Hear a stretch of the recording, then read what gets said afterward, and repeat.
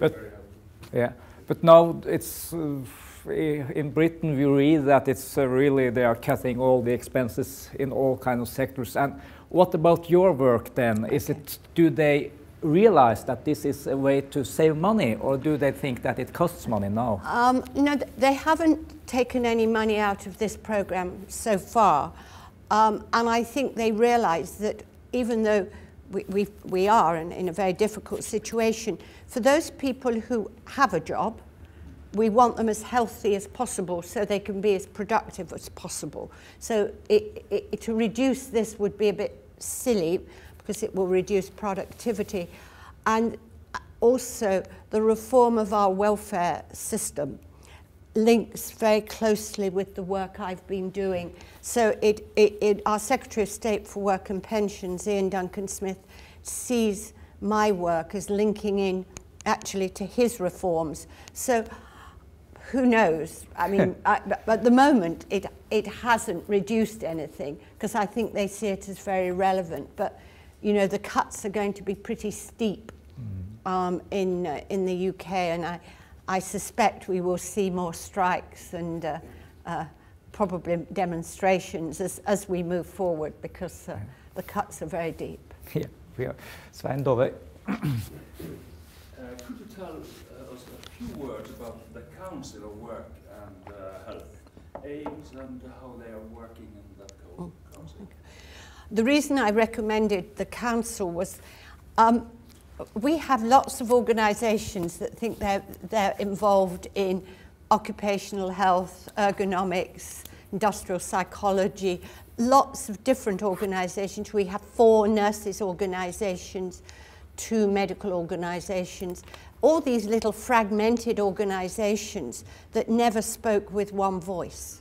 So they all had their own little things to say. And what I tried to say to them is, if you wish to influence government, you must speak with one voice, because government's busy. They don't have time to see 25 organisations, and they won't listen to 25 organisations because they'll get 25 views.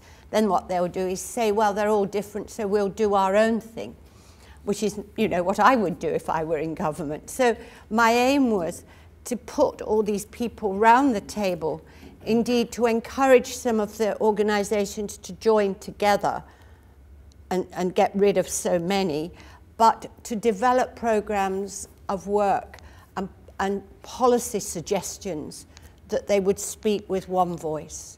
And they are now. It was a bit tricky at the beginning, but then they've now got 3 streams of work where they're really trying to do this, and they will go to government as a council rather than, you know, the society for this, the association for that. I think if you want to influence, you've got to show that you're all together and there's something you really care about and not lots of little things that are just very parochial. One voice and not too many recommendations or claims. One voice that's powerful, that represents, if you like, 25 bodies. Yeah.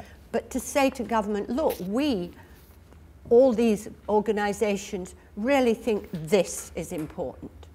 And then to make some constructive suggestions about how you get that. I mean, what our societies tend to do is complain. So they go to government and sit down and complain at government.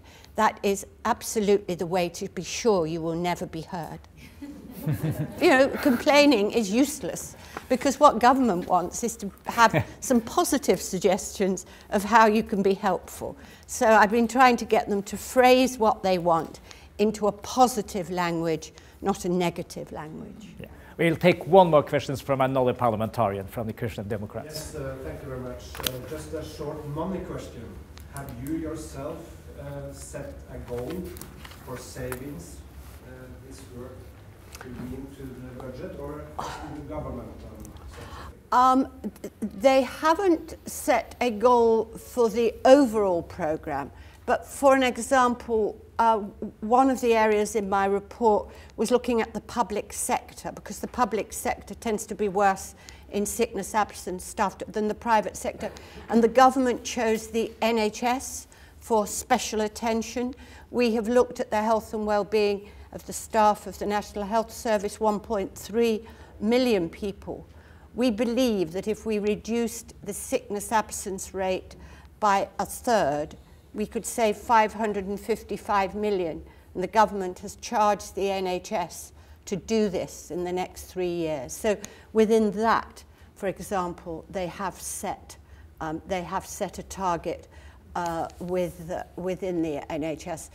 We haven't set an overall target for each of the individual bits of work, but we do have some figures of what we might save. For example, if the Fit for Work service were to work. So,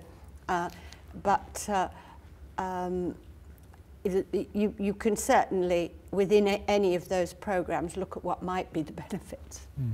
Thank you very much. Svein Dole has a little present for you, and then an applause. Yep. Oh.